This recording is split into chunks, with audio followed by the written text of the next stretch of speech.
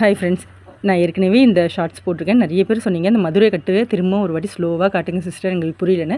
அதுக்காக தான் சொல்கிறேன். இப்போ நூல்கண்டை வந்து எடுத்துக்கோங்க. எடுத்துகிட்டு எவ்வளோ பூ கட்ட போகிறீங்களோ அது லெஃப்ட் சைடு அந்த அளவுக்கு நூலை விட்டுட்டு பூவில் இருக்க காம்பு எடுத்துருங்க. எடுத்துகிட்டு இது போல் நார்மலாக ஒரு முடி போடுவோம் இல்லையா, அதை சென்டரில் வச்சு முடி போட்டு அப்படியே பூவை டேர்ன் பண்ணிக்கோங்க. இப்போ நல்லா பார்த்துக்கோங்க, ஆள்காட்டி விரலை அப்படியே அந்த நூலில் வைக்கணும், பூவில் வைக்கக்கூடாது. கட்டை விரலை அப்படியே அந்த நூலை நல்லா பிடிச்சிட்டு பூவை எடுத்துக்கோங்க. எடுத்துகிட்டு அந்த காம்பை அந்த நூல் மேலே வைங்க. வச்சுட்டு அப்படியே அந்த பாருங்கள், மேல் பக்கத்துலேருந்து அப்படியே சுற்றி கீழே அடியில் அப்படியே பாருங்கள், அடிப்பக்கமாக வந்தீங்கன்னா அந்த காம்பு இருக்கு இல்லையா, அந்த காம்புக்கு நடுவில் அந்த நூல் எடுக்கணும். அந்த காம்பை லைட்டாக தள்ளிக்கணும்.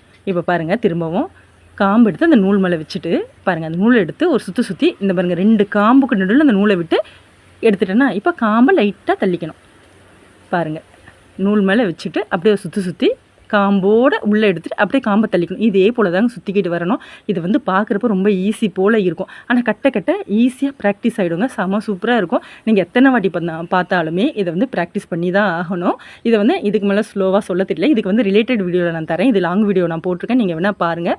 இது இவ்வளோ தாங்க. இதை திரும்பவும் நீங்கள் கேட்டிங்க எப்படி சிஸ்டர் எங்களுக்கு சொல்லுங்கன்னா, அதுக்காக தான் திரும்பவும் போகிறேன். பிடிச்சிருந்தா லைக் பண்ணி சப்ஸ்கிரைப் பண்ணுங்கள். ரொம்ப பிடிச்சிருந்தா ஹார்ட்டின்னு விடுங்க. பாய்.